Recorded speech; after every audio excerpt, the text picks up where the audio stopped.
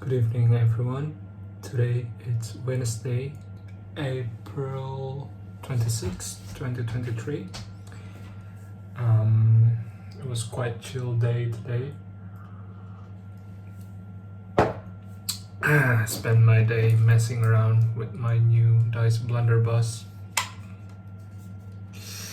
Noticed some small stuff that I still need to fine tune before upload.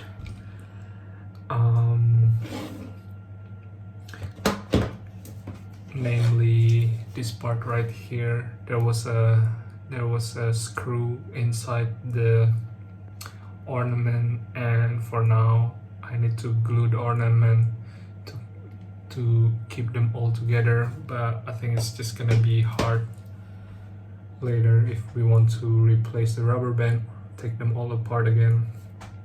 So I need to either make it really snug fit, which is not really visible because we cannot control everyone's 3D printer calibration. So it's quite hard. I learned this from selling my Pocket Dungeon, where most comments or feedbacks comes from the peg size they don't fit with the board, and most of the cases it's because the printer is differently calibrated or not even calibrated at all. Yeah, so snug fit, it's quite tricky to achieve. Apart from that, since I use this dice shotgun a lot, I think I dropped it once and I realized the flap on top is quite weak, so once it drops and it hits this part first, it will break off, so I need to somehow reinforce it. Yeah, but so far everything is perfect. Really love how it looks like. This is the final version, by the way. Everything works. Love how the barrel lock also work now. You can also just slam it to close. I also reckon to put the ornament here as like how you say, like a consistent element from that also appears on my dice pistol. So same ornament but just in different color to match with the whole look and feel. Anyway, apart from that, today I just discovered a new series on Netflix. It was an anime called Fire Force. I think I read the manga a while ago.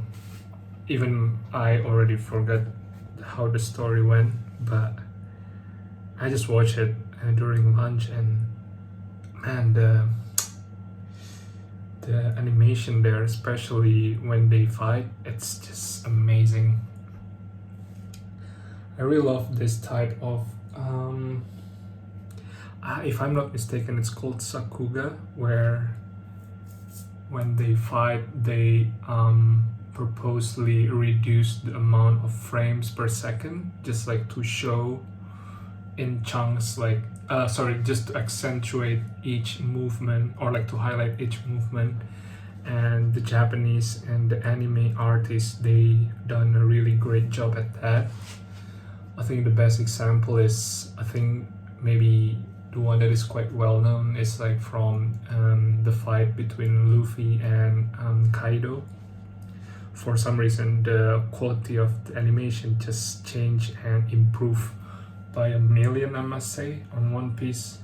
I don't really follow the anime, I just watch the manga, the comic book, but I from time to time I got suggested on my YouTube or my TikTok, and lately it was this fight between Luffy and Kaido. It was just amazing.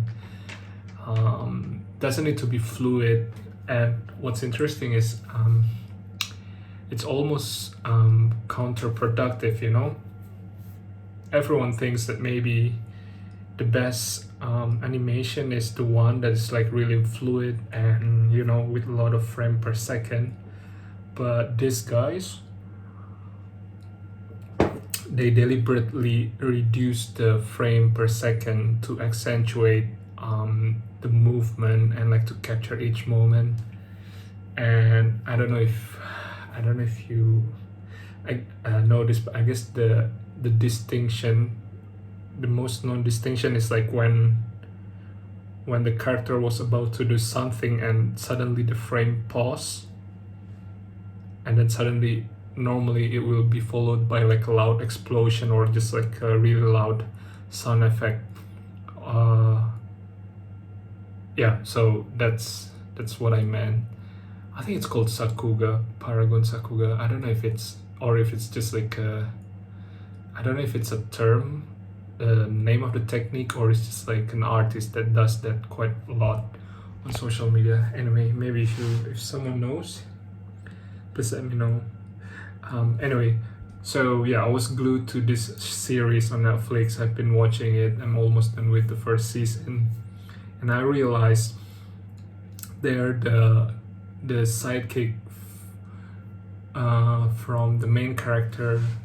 His name is Arthur, and he always dreamed to be a knight. Funny character because he's actually dumb, but the more he's immersed with his role play as a knight, the stronger he will become. So stupid, but I just love it.